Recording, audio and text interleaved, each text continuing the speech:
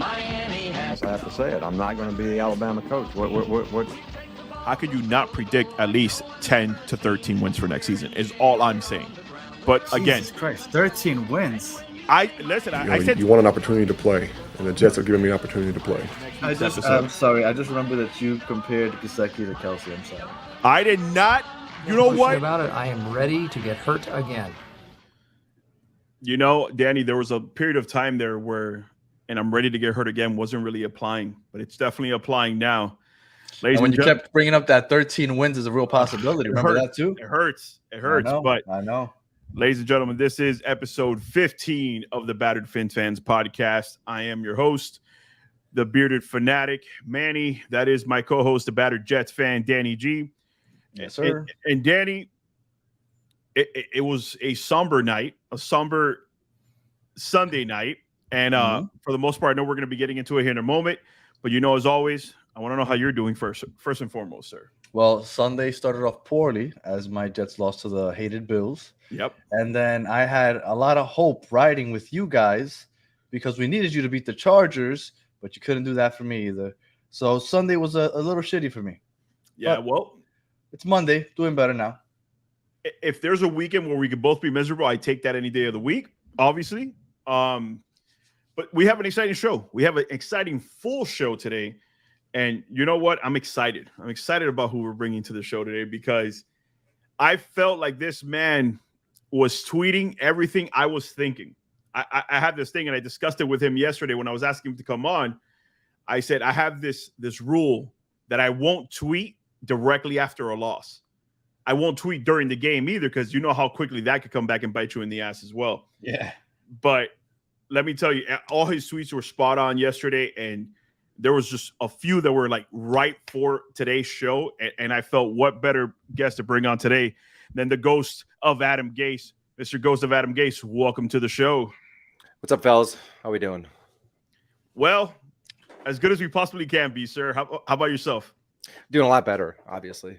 Clearly. I watched, big film guy. Watched a lot of film. Got that Nordic VPN. Got early access to that all 22. Yeah. A lot of problems, but you just feel a little bit better after. The broadcast view gives you so many different angles. Nothing is even spatially correct from the broadcast view. Things look a little bit different, but there's still a lot of issues, man. A lot of problems. And we're definitely looking forward to hearing what you have to say, though. Yeah, because I had the pleasure of watching it right after work today, and I will say there's definitely stuff that makes you feel better about the loss. Maybe you don't feel that 100% comfortable with it yet, because like you tweeted yesterday, you should definitely beat the teams you're supposed to beat. And like all the analysts said yesterday, well, granted, that's a whole different thing for me. I hate when all the analysts pick the Dolphins to win, but there was a reason why they all felt that confident, and we should feel confident. But Danny, before we get started talking about this game, I know we got a few questions for my host. You want to set it off first? You want? No, you go. You go first. Okay. Well, let's start with the name. Let's start with the name because Ghost of Adam Gase. Me and Danny have this love for Mr. Adam Gase, our previous head coach. So something we want to know. Love. Let's start there. Where did the name come from, man? Dude. So I was on Twitter for like a long time. And 2018 when he got fired, I'm like, it would be pretty funny to start this like scam account with. If you go back and check the date that I started Twitter, it was the day he got fired. So the Ghost of Adam Gase. Was it coincidence? Was it coincidence or? No, I did it purposely because he got fired. Okay. I was just gonna like scam it all on Dolphins Twitter, and like it kind of started for the first month before it got old. I was like commenting as if I was Adam Gase's ghost, like commenting on things. I don't know, like, you know what I mean? It was fucking stupid. It's like, man, I do stupid. It's been amazing. It's been amazing. I do stupid shit, and I just kept it, honestly. And that Avi hasn't changed since 2018, since he got fired. No, I was gonna ask why the troll. Just because you're a troll account, or? Sure, yeah. That was pretty sweet. That was a pretty sweet Avi, dude. I just never changed it. All right, my follow-up question for you. When did the fandom start for you for these Miami Dolphins, and has it always been the Miami Dolphins? Yeah, I'm from the Northeast. I was born in Scranton, PA. Moved around a bit, moved in Connecticut, New Jersey. So around the Office. Anyway, of course. Yeah, we know about The Office. Yeah. But my dad was always a Dolphins fan. So since I was like a child, man, like we would go up to Buffalo, and like this is when winters were bad, like really bad. We would go in December. We'd sit in Buffalo on the bleachers, and Ralph Wilson, they called it back then. We'd go to the Jets games. We'd go to the Patriots games. So as far back as I can remember, I mean, I remember like I think I was like 10 years or 12 years old, maybe 13 years old. I like painted my face for Zach Thomas. He came over and gave us high fives and stuff. It was pretty cool. Like we were all standing in the end zone in the Bill Stadium, Ralph Wilson. But that's like one of my earliest memories is like going up to Ralph Wilson in the blistering cold. My mom's all pissed off and she's like, "Why am I here?" And me and my dad are just having a blast. My brother was there, and we would stay in the hotel that the Dolphins would stay at. If you guys remember, we me and my dad, we got stuck in an elevator with if you remember Antoine Smith from the of course. We actually got stuck in an elevator with Antoine Smith for like 40 minutes. It was like I didn't know who it was, obviously. And I'm decked out from like head to toe in Dolphins gear. I got my face painted. My dad's just standing there with like a huge smirk on his face. That was a pretty cool story. That is a pretty cool story. And I appreciate you sharing that with us, because obviously you got a big presence on Twitter. And it's pretty big. It's pretty big. And the fact is that it's, obviously you tweet a lot. Like you're definitely a presence and you tweet a lot, but it's always better when I ask these questions from the people that join the show, just so you can learn a little bit about where the anger comes from, where the fandom comes from. And that's kind of where I go with that, because are you in South Florida now? No, New Jersey, Pennsylvania. I go back and forth, but okay. I haven't lived in Florida. Just go there for the games. I honestly, like my first games in person in Miami was like 3 years ago. So just recently. Okay, that's cool. So we should switch places. The Brian Flores era. Yep, saw Brian Flores. That was my first in a Hard Rock Stadium. Okay. We always went to the Northeastern games. Well, Danny, anything else before we hop on it? No, I just think that we're living in the wrong spots. I want to be up there. I'm definitely living in the right spot. Yeah. Well, you don't want to leave South Florida, sir. We've had. Oh, you're right. Actually, I don't. I love it down here. Right. So quit your shit talking. You don't want to go anywhere. No, I live in paradise. I'm good. So one of the common tweets yesterday from a lot of our fan base was, "Is it time to call this team a bunch of frauds?" And I guess I kind of know where you stand. So before I go to you, I guess myself and Danny will kind of lean to the voice of reason here for a second. When I watched the game again today, I can't be on that boat just yet calling us frauds. And my thought process to why is that 49ers game, was it telling? Sure. Nobody expected Brock Purdy to look that good. And for us not to put have Tua look so bad. Like after having so many games of Tua looking good, I told Danny last week, I don't think he comes out, and there's no way he could come out and have that type of performance again.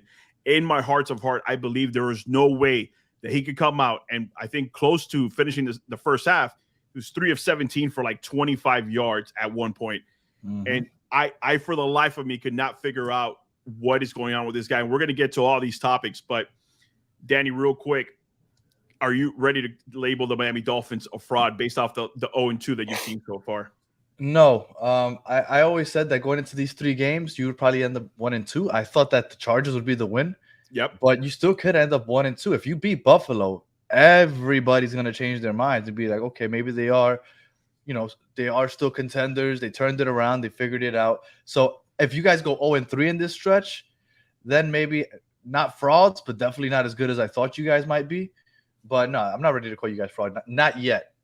But you have to beat Buffalo. If you don't beat Buffalo, then obviously perception is going to change. Well, then this kind of segues perfectly into you, Ghost. I remember you had a few tweets about next week's game. Smoke had a few tweets about next week's games where maybe your thought has changed since last night, and by all means, you're going to let me know now. But there are still a lot of people thinking we're going to get, I'm going to quote him here, getting curb stomped next week against the Buffalo Bills in Buffalo. But by all means, sir, do you still feel like this team are frauds, or do you think it's just there's more to it than people are taking into account now? Well, even preseason, I had us 1-2 in the stretch, and then as things develop, you see where teams stand. Bills aren't like, dude. I mean, the division obviously goes through the Bills, but they have a lot of issues. They're a very beatable team. I mean, they're losing games that they should win. I mean, obviously, like good teams don't fumble the ball inside their 1 yard line. They don't, ground a pass in Miami in week 3 to win the game. I mean, stuff like that. I mean, they're beatable. That's the thing. Josh Allen's making a lot of mistakes. But yeah, I had us 1-2 in the stretch. Same thing. Had us beating the Chargers, and then I had us winning the final 3 games. I believe it's Packers, and then at Patriots, then Jets at Miami. I had us winning those 3 games, finishing 12-5. But I mean, dude, you called it before. It's you're in the moment, you're pissed off. Like I was angry, man, because the thing is, like I wasn't angry after if you followed on Twitter, like I wasn't mad after the 49ers game. I'm like, this sucks. Like we go in as 4.5-point underdogs, right? First of all, that's a big thing. I mean, Brock Purdy comes in. This guy's I don't think Jimmy G's going to get his job back. Like, there's no way. I'm with you. I mean, the way that he's dotting teams up. I mean, Brock Purdy looks good. It's funny because I love betting, and I actually bet on the Iowa State Cyclones so many times when Brock Purdy was there with Breece Hall. They would always cover. It was incredible. So it was kind of funny watching him play. But back to the topic. Like, yeah, I mean, I got to go back. Like, we're not. I don't think we're frauds. If we go into Buffalo, bro, everything changes. Like, nothing in the last 2 weeks matters. Like, there's nothing that matters if we go up and win in a snowstorm, which favors underdogs, man. Like, people are kind of like switching. Oh, this is the Bills' weather. This is this is all the Bills. I mean, bad weather favors an underdog. I mean, if they went up there in just 30 degrees and it's just like kind of wet and it's just Buffalo weather, crappy Buffalo weather, Buffalo Bills, they're probably going to roll. But bad weather favors the underdogs of the team. And the Bills are built like a soft team anyway. It's not like they have like bruisers. They don't have a stout running game. They have Devin Singletary back there. That guy's not running between the tackles. Yeah. And then you have soft ass Stephon Diggs on the outside with Gabe Davis on the other side. You don't have nothing to worry about. It like Josh Allen maybe with his legs, but outside of that, like their offense isn't necessarily built to win. Let's not get ahead of all the topics I'm going to be picking your brain about here, Danny. I already figured you were going to. I already figured you were going to pick on the to answer your question. Yeah, I got to backtrack on that, but dude, everyone knows that. Like, dude, I mean, if people want to if I want to martyr myself, that people can just scream at somebody after a win and be like, "Oh, you're a fucking idiot." That's fine. I'll be that guy. I don't care. I'm going to be off the office winner in like a year anyway, so it doesn't matter. And that's the crazy part about it, and we'll get to it in a few topics. But it's like there's a certain somebody out there, which I'm sure you know, they're keeping receipts on people, right? They're keeping receipts about people. And I'm like, if you could honestly say on Twitter, Instagram, whatever platform you're on, that you've never had a bad take, you're full of shit. Whether you've posted it online, whether you've said it to a group of friends, somewhere, you've said a very bad take. But I'm not one to keep receipts again, and I'm not one to get mad at people because I appreciate your fandom. Like you could tell when somebody's not a fan, and you could tell when somebody's full of shit and just trolling along. You're definitely not a troll, and that's I wouldn't have invited you on if I thought that you were the latter. But I'm glad you went back and watched the game. I doubt Danny Danny is a teacher, by the way. I doubt he had an opportunity to go back and watch the game and win. No.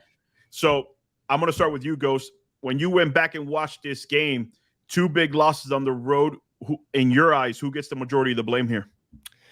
So I think McDaniel called a pretty good game against San Francisco. I think he had a pretty good game plan.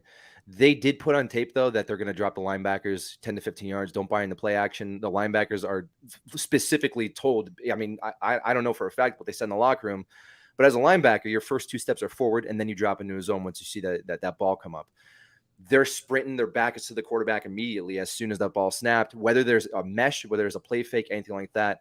That was put on tape in the San Francisco game, which I still think McDaniel called a good game. The windows were a bit tighter for Tua, something that he's not used to. I mean, we had the luxury of, 2 of the best wide receivers in the game. I mean, Jalen Waddle, I'm still going to put him top 10. He's had a rough 2 weeks. Tyreek Hill, clearly the number 1 or number 2 favorite, depending on if you're a rival fan. You're not going to put him number 1, but I think he's number 1. So the first, the Niners game, I really don't blame too much, but Tua could have been. If Tua was on, I mean, we win the game. This second game, I was obviously pissed at Tua. I was pissed at the team. Even though I think Boyer is a terrorist, I really don't like the guy. I think he calls the worst defense. Dude, you're going to set your feet at the sticks on a 3rd and 7 inside the 10. Like, that's the dumbest. I hate when he does that because if you remember in 2020, 2021, when we ran that zero blitz, there was a press on the outside. And yes, we had Byron Everyone's up on the Jones. line. We had Byron Jones. We had Brandon Jones. We had Nick Needham. We had X on the outside. So probably, yeah, we can press. But, I mean, you can still throw off the timing with these guys. But he's sitting them at the stick, so that's another story. I'm not going to put on the defense. McDaniel. But that's why you guys give up that first touchdown. Yeah, McDaniel did not adjust, man. Like, he really didn't adjust. There's a few different plays. I'm sure you'll see it when you did watch it, obviously. I did. I mean, they were leveraging the safety on the outside, and all the corners did, and they weren't playing man across the board, but they were passing it. Basically, whenever somebody went in motion, the man covering the boundary corners weren't covering them. They would send the nickel guy with him, and then the boundary corner would have full inside leverage. He wouldn't let anything inside because everything they do is going to be a dig route. It's going to be the dagger concepts. It's going to be everything like that. And they took that away. And McDaniel did try to adjust. It was a little bit late though. When he did try to throw some hitches out there, outside breaking, and then to it, he just didn't throw them. I mean, it's to be totally fair, it would have been like a 25-yard cross hash throw, opposite hash throw, and to a hitch. And I mean, like, at that point, game flow and everything, the few plays that Tua ran on, that's when they had those adjusts, and that was so late in the game. But yeah, I mean, McDaniel did call a bad game. Tua, I mean, he's not without fault in this game. But after watching that, it's like there was no check down. There were most of the routes ran in the second half. Hardly did we see anything under 10 yards. It was just incredible because the linebackers were just bailing immediately, and their back was to the quarterback in most of the plays. Yeah. So there was no adjustment. I think McDaniel, we saw a lot of his stubbornness. I think Alf Ortega put it out there a little bit. He was arrogant, man. Like, he wants to show, I think he wants to, like, he's cocky about his offense. He wants to show off this offense. I think he wanted to come in after that Texans game. If you watch the Texans game, it's the most arrogant play calling. Like, I don't give a shit who you are. We're just going to, like, did you see how many deep routes that we had in the Texans game? Yes. He tried the same game plan, and dude, it just didn't work. It didn't work. And, we're going to have to scrap that completely, especially if there's a snow game coming up. I mean, we rarely see any 20. Everyone wants to compare this offense to the chart or to the Niners. We don't see any 22 personnel. There's no 21 personnel. Nope. There's no 12 personnel. Like, what are we doing? I don't see any Shannon. I don't see any resemblance of a Niner scheme. But if there was a spectrum, I'm shifting it more towards McDaniel than I did last night. The Niners game, again, I wasn't upset after that game. I was like, neither was I. We were there. Tua looked, he looked good. He missed a couple throws, but everything was there. Everything was wide open. The Chargers clamped things down, man. Even their backups. And that's kind of, Danny, before I let you start talking about Madden, which I know you're dying to talk about Madden, I'm going to put my 2 cents after watching this game. I put 70% at McDaniel's feet, and I put the other 30 on the Chargers. The Chargers did what they were supposed to do. They literally studied the tape.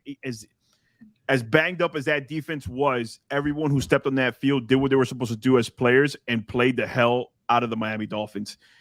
I did not see Tyreek get that open outside of those, obviously that bomb that he got for the touchdown, and then obviously the scoop up. That one doesn't really count. Jalen Waddle was getting no separation. Trent Sherfield was getting no separation.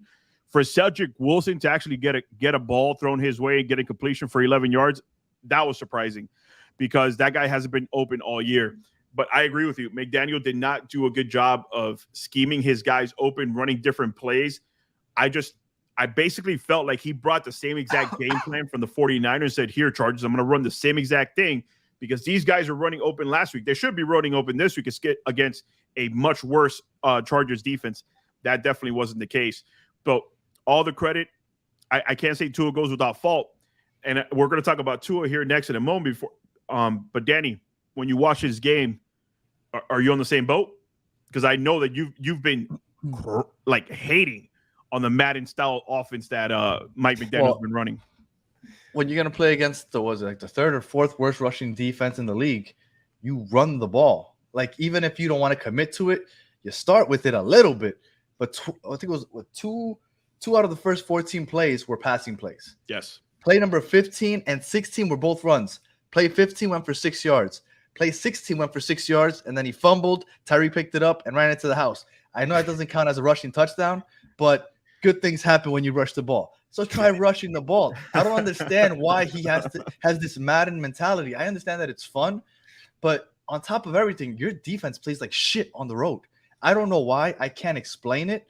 I don't know if an expert has come out and explained what the hell happens, but on the road, you guys play like shit on defense. So if that's the case, help your defense. Run the ball. Let them get a breather. There's a reason why they're out there for 40 minutes, 2 games in a row, because you guys are just throwing it. He's throwing in completions, and then it's, hey, defense, come back and try to stop Justin Herbert again. Like, it makes no sense to me why he's so stubborn and why he enjoys playing Madden. And like he said, it's arrogant almost. It's like, we can do this. And over the last 2 weeks, you guys scored 34 points, 17 and 17. Yep. It was that long fumble recovery. Yep. Then it was that 60-yarder yesterday to Tyreek Hill. Yep. And then the 55-yard field goal. So all 3 plays weren't necessarily long drives. Correct. And then the week before, he had that very first pass play, which was like a 75-yarder to Sherfield. In like 5 seconds, right? And then he had, I think it was like a 40 or 50-yarder to Tyreek Hill. Yeah. And then another field goal. I don't know how long that field goal was, but where are the sustained drives? There are none. It's boom or bust with them. And you got to change that, especially in the playoffs when the weather changes, when you're playing in the elements. Like, this is cute and all, but he's got to change he's got to stop being so arrogant, as Ghost said. Let me ask you a question before we move on to Tua, Ghost. Do you chalk this up? You've seen many coaches in your time being a Dolphins fan. Do you chalk this up as an error of a first-time head coach? Because he is technically a first-time head coach. Yes, he's been a play caller before, but technically this is the first time where all the responsibility falls on his shoulder. Isn't it a little fair to say, all right, this guy is a first-year head coach. He's going to have his mistakes. Yeah, obviously they're coming at the wrong time, but shouldn't we give him, I guess, a little soft spot here? Because I think it's unfair to just say, all right, he's doing everything wrong. There was even some fans already claiming we knew this guy wasn't it. We should start over next season. I'm like, but you can't listen to everybody on Twitter. Right. But what I'm saying is just there's some obviously stupid points out there, but do you give him any grace in the fact that he is a first-year head coach and all the responsibilities on his shoulder? Dude, for sure. Yeah, I think if we want to talk about receipts, I think I tweeted that last week. I said, we forget, like, everyone forgets that McDaniel is a first-year head coach because of the success that the Dolphins have had this season and how good they've looked. And we do. I mean, we haven't had a top 10 offense since like 1994 or something like that. It was some crazy stat. But I mean, yeah, I mean, he's a first-year head coach. He's gonna take his lumps. I mean, I'm sure that he had some arrogance about him. I mean, the guy's got, walks around with a bunch of swag. He's connected to the players. He's basically like a player on the team who also coaches. I mean, it's really difficult to find a guy who connects with the team on that kind of level. That's half the battle right there. But yeah, I mean, first-year head coach. Anyone who's I saw some people want to talk about jumping ship and like flip-flopping and stuff like that, which is the dumbest terms ever. Those people are the people that are talking about like fire this guy. We got to draft this guy. That's free agency. I'm like, what the fuck are you talking about? Free agency? Like, that's the people you got to go after. I mean, if you don't go after the people that are just reactionary, but McDaniel gets, I wouldn't even say it's a pass. It's just like things that happen when you're first year head coach. He wanted to come out on Sunday night and show the world, that he's going to bat for his guys. I think he wanted to like show the world like a 400-yard game, 300-yard game, 3 touchdowns. And, it just didn't happen, but it's people forget he's a first-year head coach. That's all it is. One thing that I've gotten on his case about is how often he goes for it on 4th down. We usually get it though. We do. You would be surprised. Listen. I pulled up the stats a couple it. weeks ago. But when it matters, he gets it. That's what I mean. When we need a first down on 4th down, we get it. So I understand like a first quarter, like it'll be 4th and 1, where it's like on the 20-yard line. We don't get it, but we end up winning the game. I totally get that. What are the stats anyway? I can't talk to that. I'd have to pull it up again. He looked it up, but it was low. We looked at it. It was like 27, 31%, something along that line. It was that doesn't even seem top right. 10. Yeah, I feel like we get it a lot, but I think it's just the severity of the downs. Like the San Francisco game, like Jesus, like some of the 4th downs that we got there were incredible, man. But no, I get that for sure. But by the way, real quick before we get into this next topic, Spirit Fingers said yes, definitely run the ball. Been saying that, Danny. That is Spirit Fingers in the show, watching and showing support. Much love, Gloria. Thank you so much for being here. We're going to talk about a big one now. Is Tua broken? And after watching the last 2 weeks, and listen, I couldn't find a better way to say this. And here's the reason why. And Ghost, I'm coming right back to you. That's fine. Is Tua broken? You could say what you want about primetime. You can.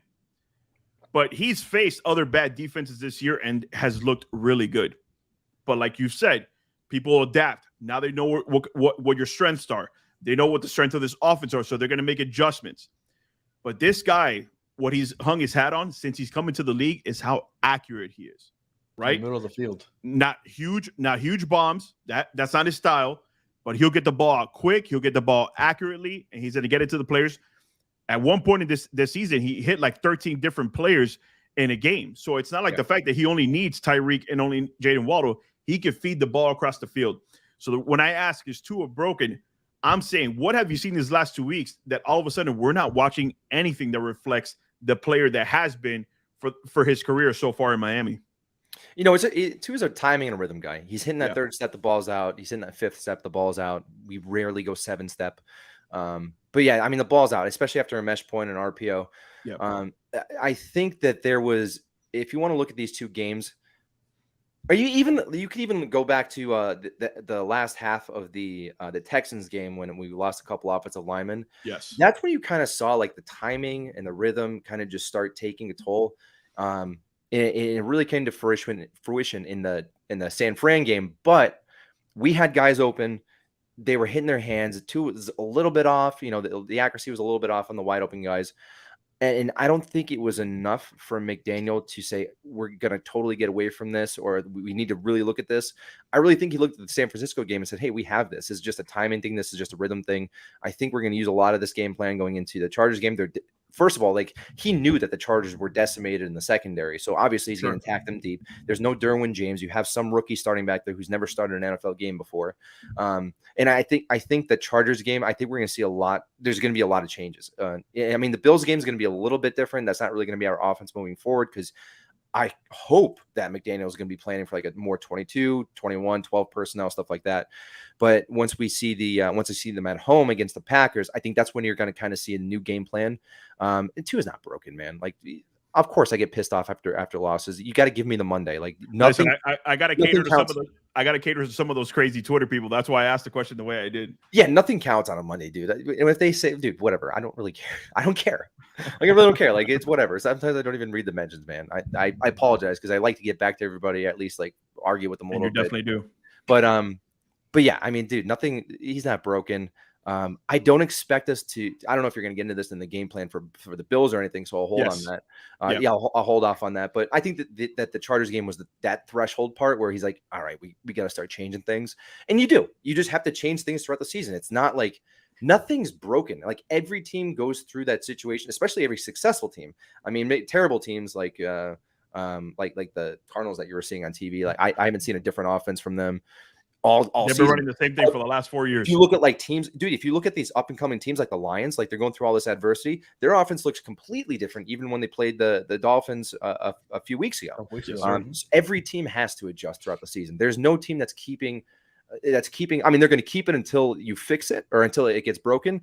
And I think that this Chargers game was that threshold point for Mike McDaniel, and we're going to see a lot of changes moving forward. He's smart. He's probably one of the smartest coaches in the NFL. He comes from a great coaching tree. It's not like he comes from the Belichick tree. He's not a Matt Patricia. He's not a Brian Flores. No, nobody works. He's not a Josh McDaniels. He's a smart guy, man. I mean, he's going to come back, and I just think he needed to hit that threshold. Even if he thought he could squeak out a win against the Chargers, it was still probably going to change anyway, even if we won. So we're going to see a lot of different. But Tua is not broken. The scheme got exposed just a little bit, but you have to make changes. Every single good team does that. Every team. Danny, take it away. Well, I'm just curious to see how he's going to come out against the Bills, because when you want to game plan and change things around, it's great. But having to do that in the elements against the number one team in the AFC, it's gonna be difficult, because you're gonna have to get very far away from what you usually do. Because I'm assuming the long pass isn't gonna be there. As I don't want to criticize Tua's arm like I used to, because obviously he's proved me wrong. Yeah. But I mean, throwing it down the field in the snow isn't gonna be an easy task. We know his strengths, dude. You don't have to talk. You don't have to walk in. Right, exactly. We know what he's good at. Yeah. So, and then his strength is throwing it in the middle of the field. But the last 2 weeks, they've taken that away. And, I mean, I don't remember, at least yesterday, him throwing it to the sideline at all. He doesn't really throw it outside the hashes. So, unless it's downfield. Right. So, I don't know what they're going to do next. I'm really curious to see how Mike McDaniel treats this game, because I don't know what he could do. maybe lean on the run game a little more, but the Bills' run defense is stout. So I'm not sure what the game plan is going to be. Well, we'll talk about that in a few minutes when we preview the Bills week. But in all fairness, in all honesty, I should say, Tua's far from broken. I think you've seen enough of Tua this year, especially when he got injured earlier in the season, to know that this offense needs Tua Tagovailoa on it for us to be successful down the road, which I think we will continue to be. But let's move on to Danny's favorite topic. Let's talk about it. I was gonna say, well, I'm sorry to cut you off, but does it worry you that he doesn't throw it outside the hashes? Not at all. Not even a little bit. No, it doesn't. And again, that goes back to the game plan thing. It's like we were doing what was working, man. Why the hell would we change that? Of course, like nothing's gonna change. I mean, we were lighting teams. I don't care what their defense was ranked. I don't care where it was ranked. No. I mean, the Jets are gonna see that that the Lions aren't part of the soft schedule next week. And like you said, I mean, when you guys had them, they had only won like one game. Yeah, they've won like 6 in a row or 5 in a row since then. So but it's just a tough team. It's something that he could do. Obviously, I mean, he's done it. I've seen him. Everyone's seen him throw outside the numbers. It's just what has been working all season, and like, there's no reason to go away from that. But I'm going to go back to that threshold comment where the Chargers was that threshold where Mike McDaniel was like, "All right, now we got to go to work. We got to do something here." So I fully expect him to. It's going to not look like what we see in the Bills game. We'll probably first see that in the Packers game. I'm sure he's going to come out with something special for the Bills game. And just real quick, I looked it up. The 4th down conversion. You guys are currently ranked 22nd in the league as far as percentage goes, but it's better than it used to be. It's 47% now.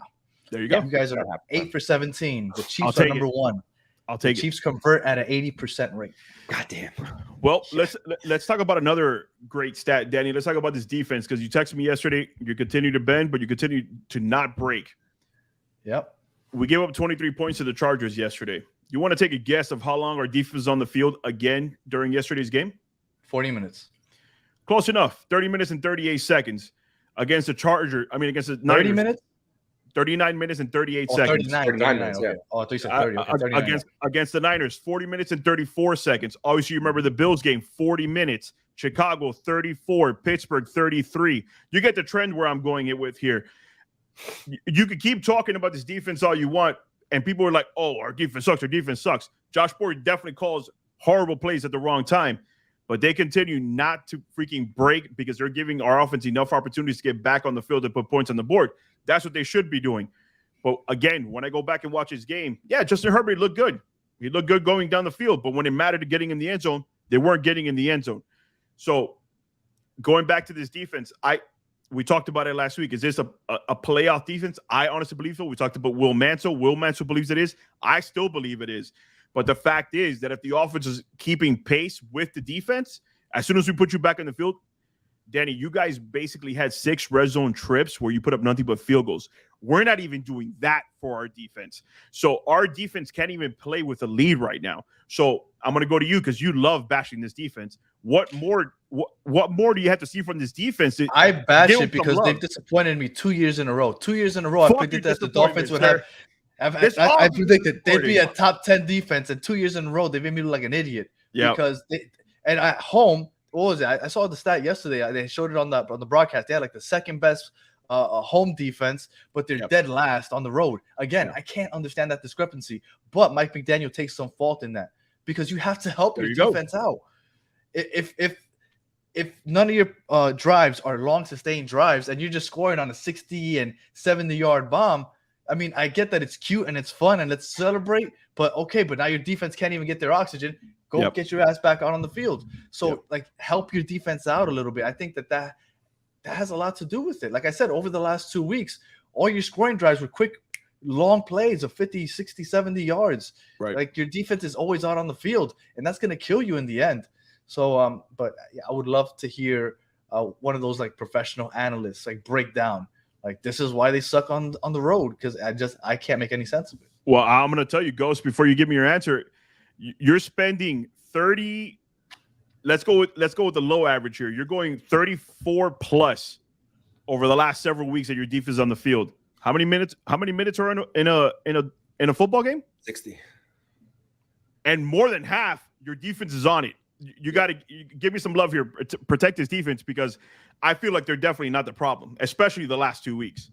Yeah, it comes down to, it comes down to complementary football. And this, I'm not taking shots at the Jets, but it's a perfect example of. Take the shot. Take the fucking shot. It's really not like you guys got Skylar. Dude, you guys got Skylar Thompson.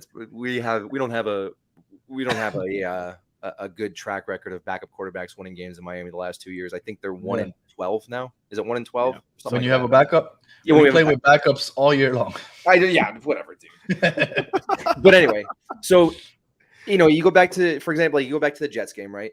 And people want to say defense, or like we dropped 40 points. And did you though? It's like we go back into the fourth quarter. Jason Sanders, who hasn't been playing well for us, he misses a field goal. And imagine, I think you guys had 7 punts up to that point in the game. And I really think it was 7 punts. You had the safety. You had like 4 field goals up to that point. Yep. And we didn't have we had one offensive touchdown. It was like that long Mostert run. And on 7 possessions, we couldn't put up a field goal, dude. Like imagine how that game goes. I'm just gonna let Ghost preach right now. If you score on like 2 or 3 drives, 2 out of 7 drives, I'm gonna give Tua the benefit of the doubt there. If he's in the game, we're going to score 2. And it's nothing to do with like I'm not arguing the Jets or Dolphins score, but I'm talking about complementary football. And it really, what pissed me off, and like, I'm not an agenda pusher on the app. I'm going to tell you exactly what I think always. And people say, oh, you flip flopping. I'm like, I'm going to tell you what I think about the game. The defense, like when I saw people tweeting about the defense, like, oh, this defense sucks, get him off the field. Boyer sucks. I'm like, they're the only reason why we're in this game right now. Like they're legitimately at one point, they were the only reason why Miami was in that game.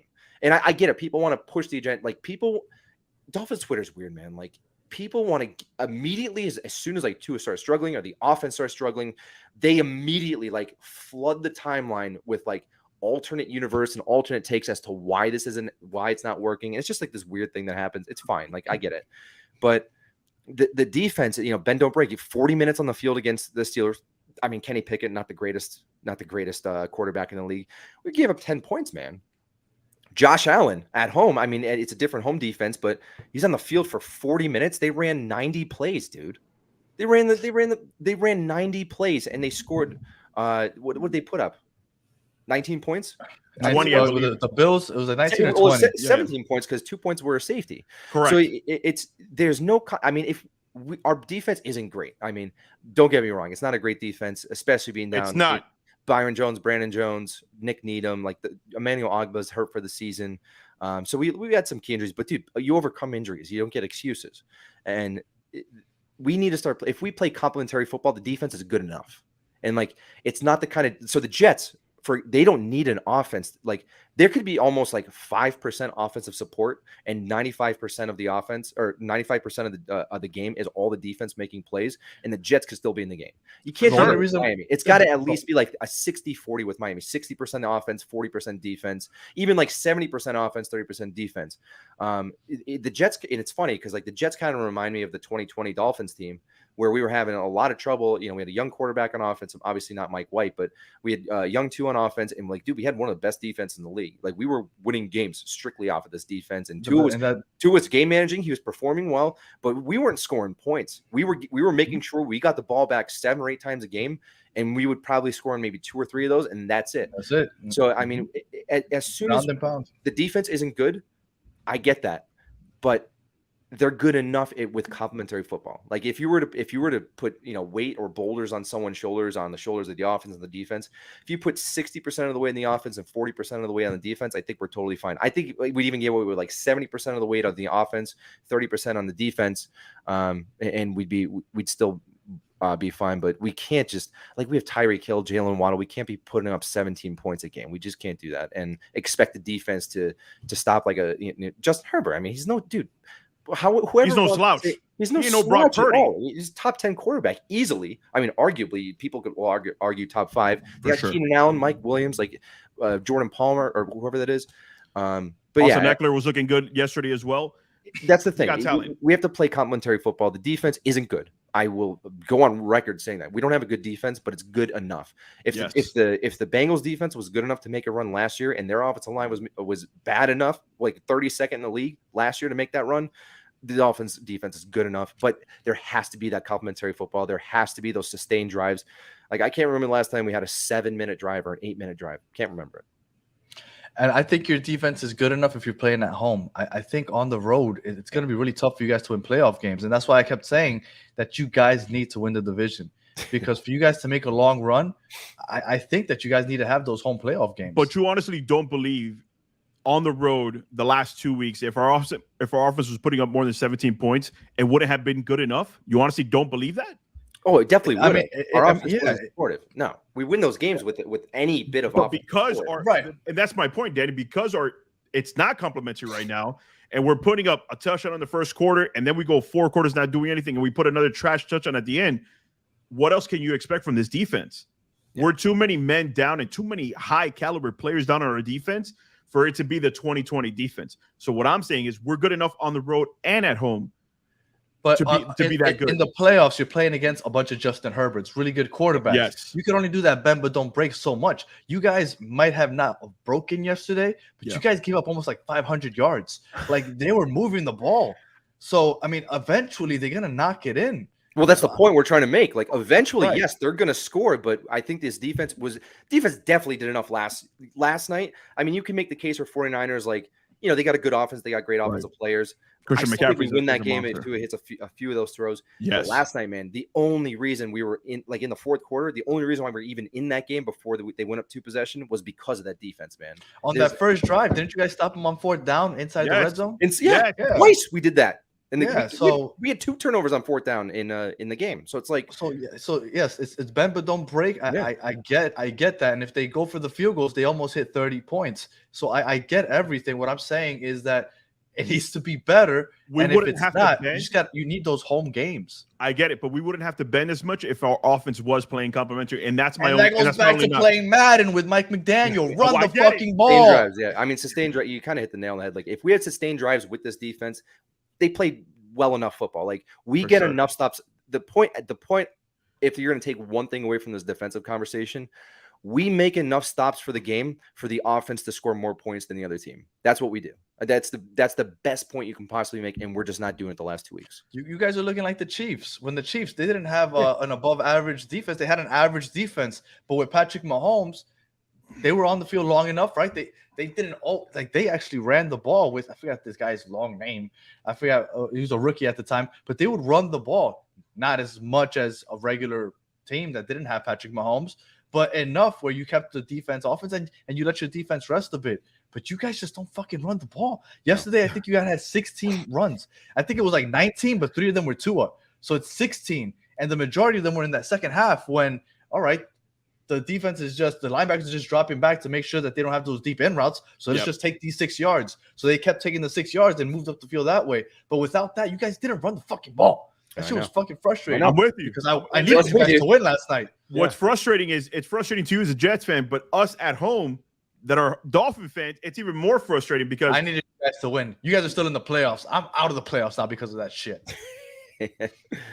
Yeah, I think 10 wins gets you in though. Yeah. But let's talk about that. We're talking about Bills week. And Danny, before we go to Bills week, I know you said you wanted to pop in a little video before we start talking about Bills week. I wanted to ask you guys to see if this is true. Listen to this and tell me if this is true. And last night it was 55 degrees in Los Angeles. The Dolphins had heaters on their bench, and now they better have double the heaters. And when they go to Buffalo, I don't believe it. Is this true? Yeah, there was a photo of a heater on the bench. I don't believe it. You guys had heaters in 55 degree. Like I expect my wife to do something like that because she's very dramatic when it comes to like it hitting like 69 degrees that she has to throw on a scarf.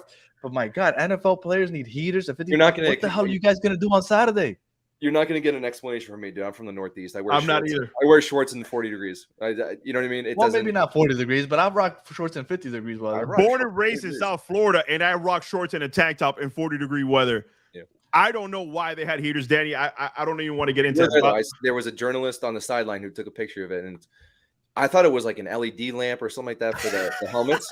Like they put the helmets on those little stacks there, and they have like the little infrared sanitizing thing or whatever. I thought they put it on that, but it was a heater. It really was. By the way, man, they're gonna have a tough time on Saturday.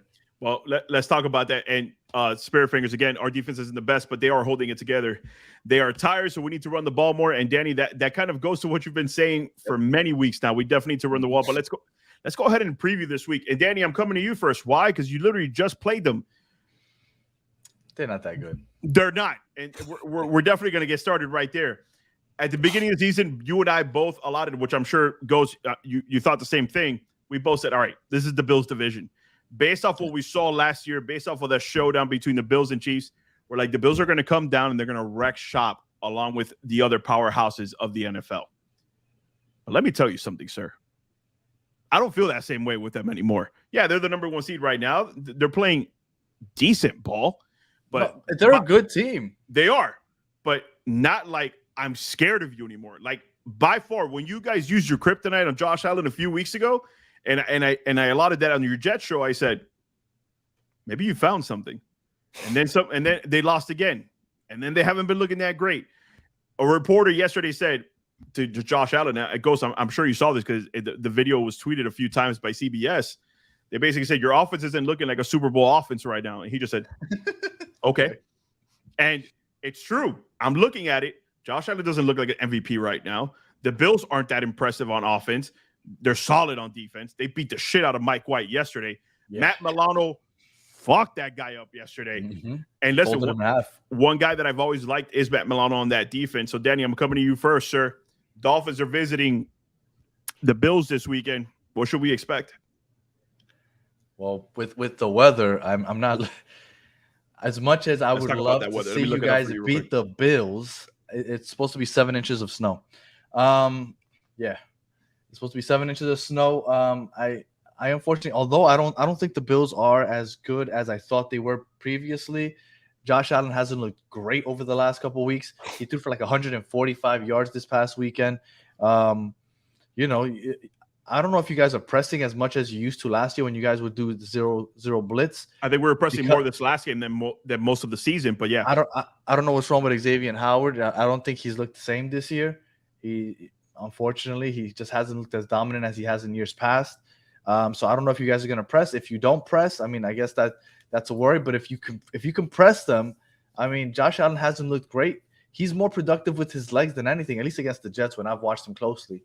So I just, if it wasn't for the snow, I'd say, you know what, I think the Dolphins have a great chance to win this. But because of the elements, I unfortunately don't. I think that the Bills are going to take this one, as much as I hate to say that. All right, Ghost, we're not quite there yet, but you've watched the Bills, and we also watched the Bills very closely at the beginning of the season.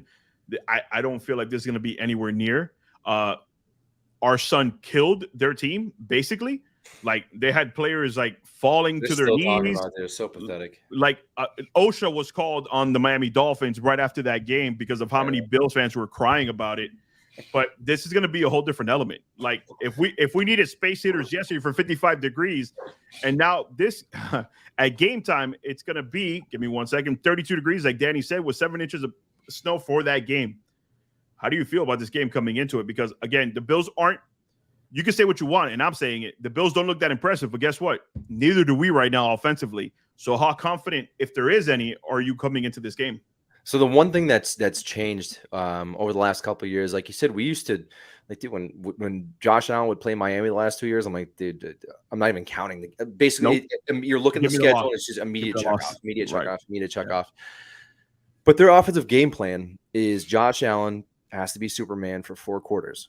And when he's not, they lose the game. When Josh Allen makes mistakes, they lose the game. It's that simple. Like, if you force Josh Allen to mistakes, look at that Jets game, made mistakes. Look at the Dolphins game. Guy almost threw 6 interceptions, 3 of them being pick sixes. Yep. He grounded the last football that was a game-winning touchdown, an easy walk-in score, threw it right in the ground. Yep.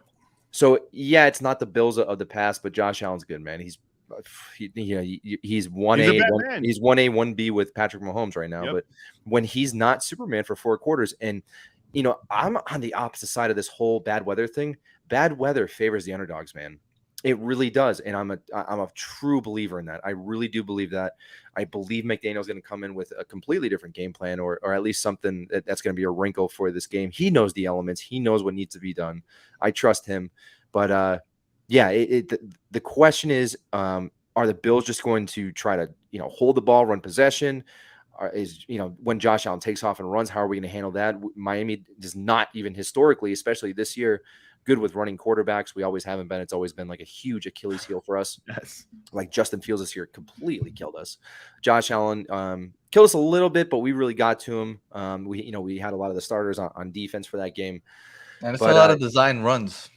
It is. It's a lot of design runs. And, I think the elements – I know it sounds counterintuitive, but I really think that favors Miami in this game. I hope it snows as much as it does. As much as possible. I hope there's as much snow on that field as possible. I hope there's as much interference between Josh Allen's snaps, between his footing, everything. Because anything can happen then. You know what I mean?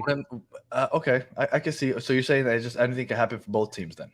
I mean, dude, when the Patriots went up there and played in that tornado and the hurricane weather, tornado weather up in Buffalo that one. I mean, Patriots were horrible. What was it? Was it last year or was it 2020? I think it was 2020. 2020. Yeah. They threw the ball 3 times and won the game. I mean, come on, man. You're not going to tell me that the Patriots have a chance in that game with just like a normal 40-degree night in Buffalo. But Buffalo's a beatable team. I think that, just watching the Jets defense, it's like they really make you earn every single yard. It's just such a frustrating defense to watch, a very stubborn defense to watch.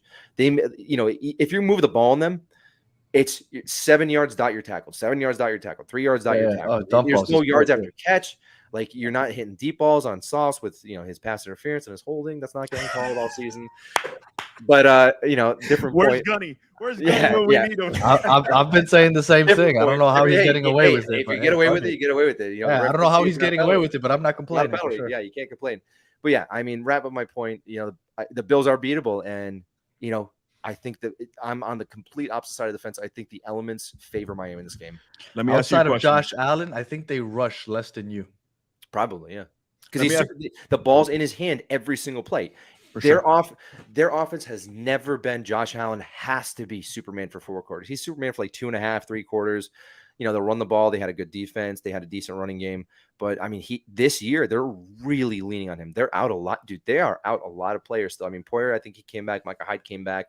But their offensive line is disaster. Their offensive line is as much in shambles as the Dolphins, as believe it or not, as far as, like, backups. I think they're on, like, their 4th offensive tackle right now. Yeah. But, yeah, he has to be Superman for literally 60 minutes. By the way, if he's not, they lose. By the way, Spiritfinger loves your positivity. She said, "Definitely bring on the snow."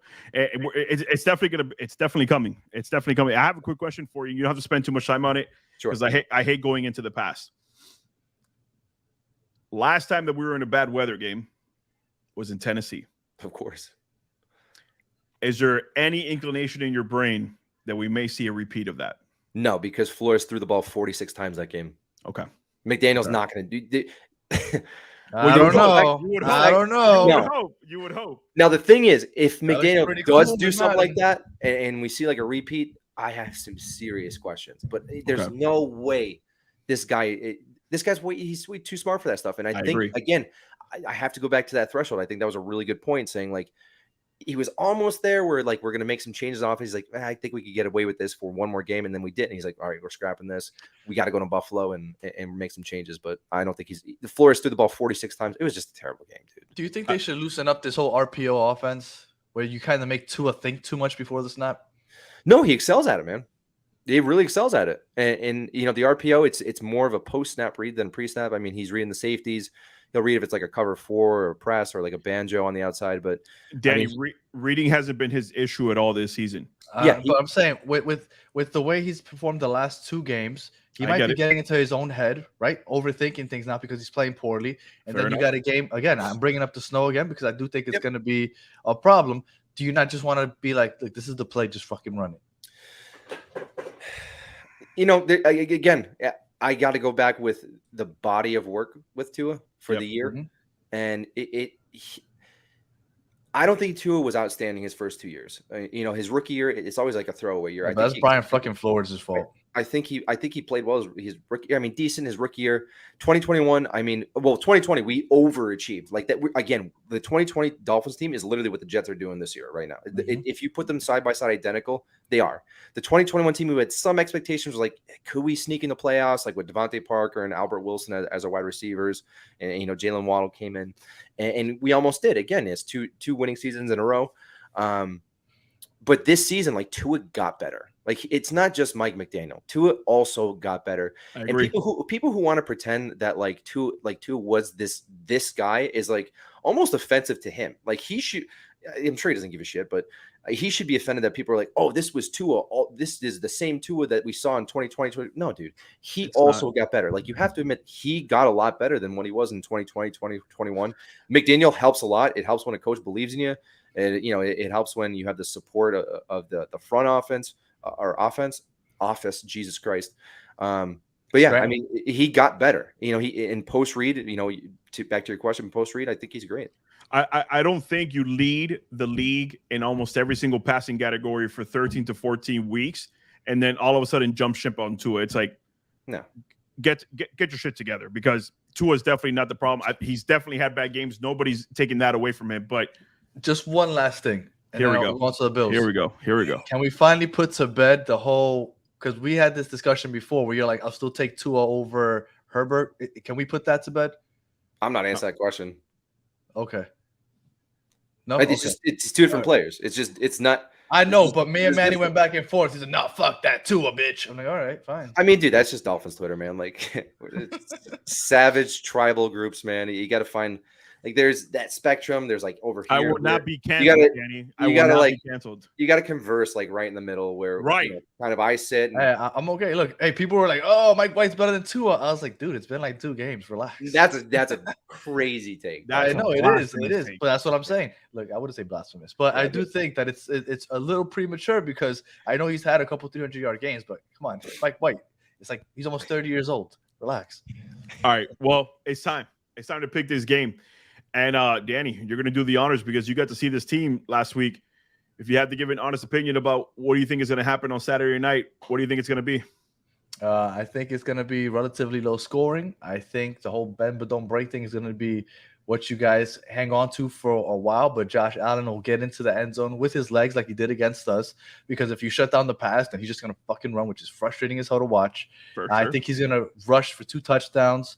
I think they'll get maybe a field goal. I think it'll be like 17-10.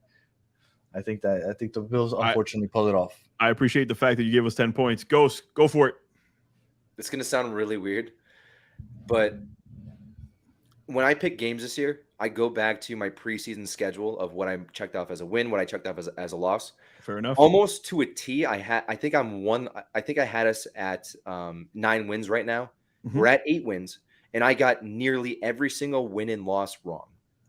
I got the record right, but I got nearly like who we beat and who we lost to. I got it all wrong, but it doesn't matter. Our record is the same. So I'm going to go with the hat. I'm going to give you a really weird score and go Dolphins 19-17.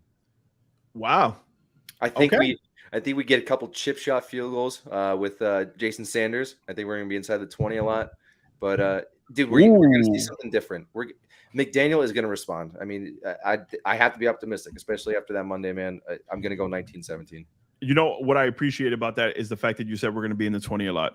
I think that's the better takeaway from what you just said than the score and then the wins loss, because I agree. If you heard it in the beginning, I said I could see us winning between 10 and 13 games, and that was our preseason picks.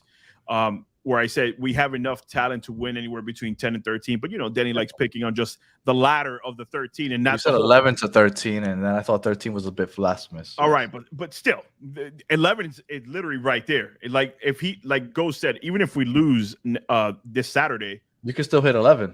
We can still hit 11. 2 wins in the NFL is a big deal. 11 to 13 is a big fucking difference. Whatever. But before I go ahead and pick this game, 305 Sports Wave was trying to be on, but she is coming back from Disney. This Saturday, we are going to be at Legends Tavern and Grill in Plantation. I think Danny's going to join me. That's kind of a 50-50 right there. But we're going to be doing a party event there, a watch party. Bearded Fanatic may buy you some dinner while you're there. You got to show up to see if that's going to happen or not. But that's the goal, to have a good time, eat some good food, talk some good football, and hopefully see a Dolphins victory. But I gotta admit, I've never gone to a watch party. How do those work? Like if your team's getting their ass kicked, does everybody leave early, or they stay? And I don't mean you just call it a Tua watch party. Did he? He called it 40 and I've slick. never been called it a Tua watch party. Oh, I like Tua watch it. party. Still, I like that. I like that. You've never been to a watch party. I like that. So, like, do people leave early? Like, how does that work? I don't know. I've never been to that. I think for the most part, for the 3 that I've been to this year, nobody's left early. No, I mean, nobody's been blown out then. Well, two were a win, one was a loss, and even during the loss, nobody left early. Think about it. You're just having a good time. Well, for those who drink, you're drinking, you're eating good food, you're talking shit amongst peers that love the same thing you love. Because for the most part, when you go to these watch parties, you don't have any of the trollers at the watch party. These are like real fucking fans that want to be there watching the game. Right. But let's go ahead and pick this game. Danny, I'm kind of leaning with Ghost. It's going to be a tall task. I'm with you on that one. I don't think this team has shown enough for the last 2 weeks to say, yeah, we're going to go in there and handle business, because they haven't shown you on the road yet these past 2 weeks that they're about that life. But with them coming back home, getting a new game plan for what they're going to run, and ultimately some bad weather, I'm kind of leaning that 13-10 victory as well. I don't think we're going to reach that higher spectrum of closer to 20. I think, Ghost, you said you gave us 19. I think we do get into their side of the field. I do think we get some field goals, but I'm feeling like a 13-10 game. If they score more than 17, I see us losing this game. So if at any point you see that they've already put up 17 points, I don't think we're coming back. You could book me on that one. But I think if our defense continues to bend and not break, I honestly think we could escape Buffalo with a win. And honestly, I thought that if there was any point of us winning on this road trip, it should have been a win at San Fran. I thought the emotional aspect of it was going to be in place, and we were going to take away that win. I thought the Chargers game was a win, and then ultimately Buffalo was going to be the loss. But I'm with you. I think that because of how bad the offense has looked over the last 2 weeks, I think they are going to fix it. And I have every faith in Mike McDaniel, and I have every faith in Tua that if they need him to play a different style of ball, he's going to abide by it, and he's going to do what he has to do to win this game. So I think 13-10, and the Dolphins escape Buffalo with a victory. If you guys were to win, I would assume, and this is my prediction, that if they win, it's going to be because of your defense. As much as I've shitted on the defense on the road, it's going to be because of your defense. Their left tackle is out, right? We were getting in there at will last game. Oh, they're down. Like, that's not even their starter. That's the second offensive tackle. If Jalen Phillips should have a day.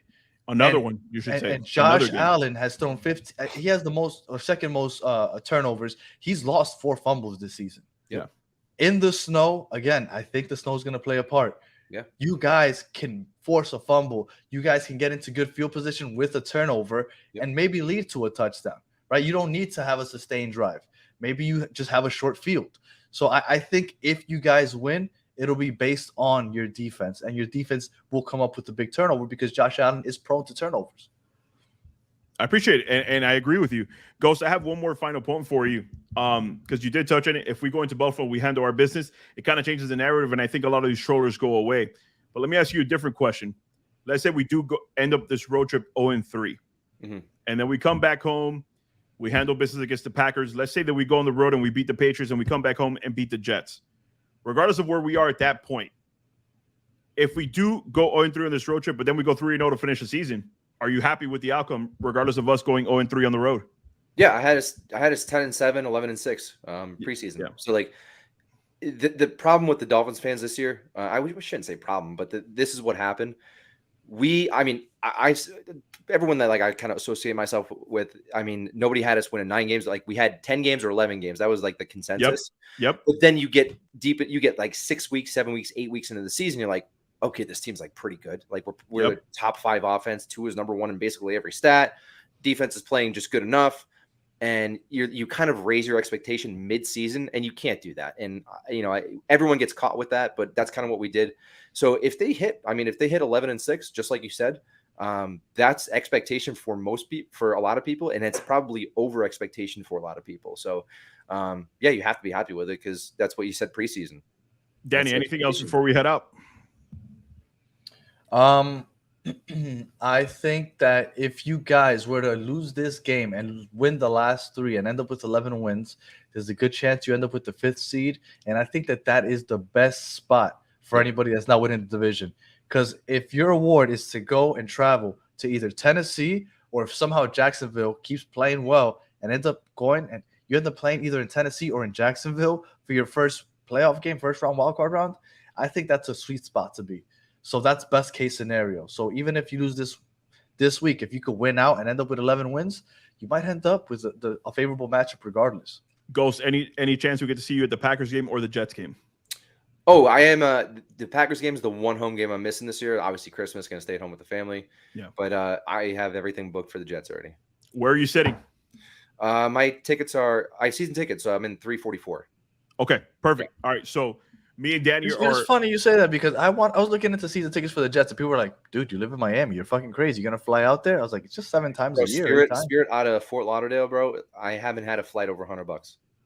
I know, especially if you fly in during the weekdays. Bro, you should, if you thought that's cool, you should have seen last year. I was getting round trip for like $26 from Newark. That's when nobody was flying. Newark to Fort Lauderdale. It's crazy. Yeah, so nobody was flying. Yeah. Well, Danny and I, we are putting together, along with obviously Gotham City crew from the Jets side of it, we're trying to put a battle of sorts of tailgating versus the Jets tailgater, Frank, the Iron Chef champ, and we're going to get somebody from the Dolphins side. So we're going to have a nice little tailgate. So I'll definitely keep you in touch. We're going to give you our communication so we can link up together during the tailgate, man. It's definitely going to be fun. For sure, yeah. I'm always bouncing around, dude. I'm always bouncing around there. All right, Danny. Anything else? No, sir. All right, ladies and gentlemen. Go Dolphins, baby. Listen, Ghost of Adam Gase, thank you so much for taking the time and talking some Dolphins football with us. I do appreciate you taking time out of your night to come on here and talk some Dolphins ball. Sir, it was a pleasure, to be honest with you. And I look forward to doing this again. By the way, again, that Jets game, we're going to have a bunch of different guests throughout the week. Yep. We're gonna make it as big as possible. So if you're ready to hop on and talk some shit to the Jets fans, by all means, we'll have Gunny on the show as well. And it'll be fun to talk some real shit to Jets fans for that game. Love it, man. I'm well, hopefully it means something for both of us. Well accustomed to those North Jersey psychos, man. All right, ladies and gentlemen, this was episode 15 of the Battered Fins Fans podcast. I am the Bearded Fanatic. That is the Battered Jets fan. And you just witnessed the Ghost of Adam Gase gracing the presence of our show. Have a great night. See you next time.